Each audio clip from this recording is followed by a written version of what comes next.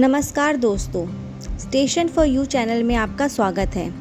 आज मैं आपके लिए एक अहम नई कहानी लेकर आई हूँ। कभी कभी ज़िंदगी इतनी मुश्किल लगने लगती है कि लगता है अब आगे बढ़ना मुमकिन नहीं। हर रास्ता बंद सा दिखाई देता है और मन हार मानने को तैयार हो जाता है। लेकिन अक्सर जब हम सबसे ज़्यादा टूटे होते हैं, हमारी मंजिल बस एक कदम की दूरी पर होती है। इसी सच्चाई को बयां करती है आरव की यह प्रेरणादायक कहानी। चलिए कहानी शुरू करते हैं। एक छोटे से गांव में रहने वाला आरव एक गरीब दर्जी का बेटा था। उसके पिता कपड़े सिलकर किसी तरह घर चलाते थे। माँ बीमार रहती थी और घर की हालत बहुत ही साधारण थी। लेकिन आरव के सपने साधारण नहीं थे। वह एक आईएएस ऑफिसर बनना चाहता था। पढ़ाई में होशियार होने के बावजूद आरव के पास कोचिंग के लिए पैसे नहीं थे। उसके पास जो किताबें थीं वो भी फटी पुरानी, जो उसने दोस्तों से मांगकर पुरानी किताबों की दुकान से खरीदी थी।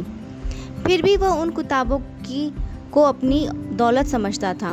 वह स्कूल में आकर अपने पिता की दुकान पर हाथ बटाता और रात में स्ट्रीट लाइट के नीचे बैठकर उन्हीं फटी किताबों को लेकर एक आईएएस अफसर बनने का जुनून अपने दिल में रखकर मेहनत करता था, जिसके लिए उसे यूपीएससी नामक परीक्षा को पास करना था।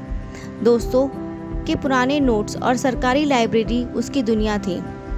12वीं पास करने के बाद आरव ने ग्रेजुएशन के साथ साथ यूपीएससी की तैयारी शुरू कर दी। दिन में कॉलेज, शाम को पिता की मदद और रात को पढ़ाई। यह उसकी रोज़मर्रा की ज़िंदगी थी। नींद कम, संघर्ष ज़्यादा। लोग हंसते और कहते, देखो दर्जी का बेटा अब अफसर बनने चला है। लेकिन आरव बस एक ही बात खुद से कहता, हार नहीं मानूंगा। पहली बार जब उसने यूपीएससी का एग्ज़ाम दिया तो प्रारंभिक परीक्षा में ही फेल हो गया। उसका मन टूट गया। उसे लगा शायद लोग सही कहते हैं, यह सपना उनके लिए नहीं है। उस रात जब वो उदास होकर छत पर बैठा था तो आसमान की तरफ देख रहा था। उसके पिता आए और बोले, बेटा मैं अनपढ़ हूँ, लेकिन एक बात जानता हूँ, सपना वो नहीं होता जो नींद में आए, सपना वो होता है जो नींद ना आने दे। तू रुकना मत, मेहनत करता जरा, फल ज़रूर मिलेगा।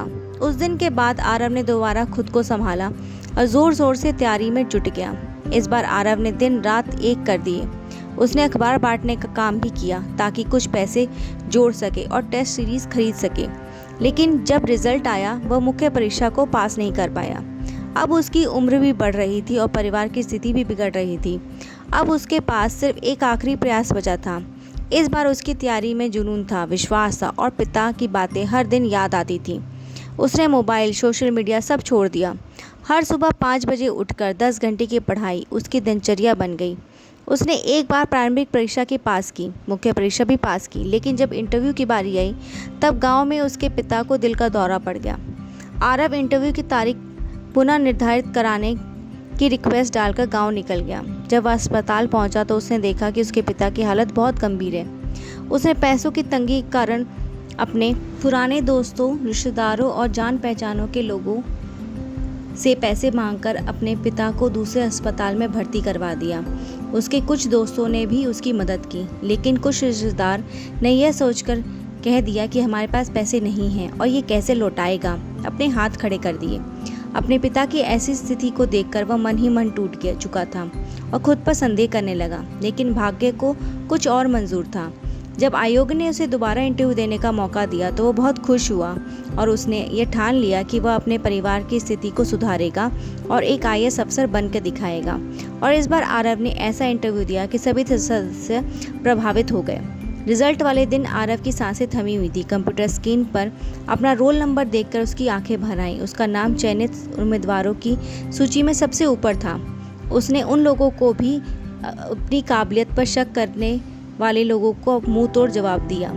उसकी इस सफलता को देखकर गांव के अन्य लोग भी प्रभावित हुए और उसके माता पिता की आंखों में खुशी के आंसू बह रहे थे। इस कहानी से हमें यह सीख मिलती है कि सच्ची मेहनत और धैर्य कभी व्यर्थ नहीं जाते, चाहे हालात कितने भी कठिन क्यों ना हो। अगर आप हार नहीं मानते और लगातार प्रयास करते रहते हैं तो सफलता एक दिन ज़रूर आपके कदम चूमेगी। इसलिए कभी हार मत मानो। दोस्तों, अगर आपको यह कहानी पसंद आई हो तो कृपया करके इसे लाइक करें, अपने दोस्तों के साथ शेयर करें। अगर आप ऐसी ही कहानियाँ और प्रेरक कहानियों को सुनना चाहते हैं तो हमारे चैनल को सब्सक्राइब करना ना भूलें। धन्यवाद दोस्तों।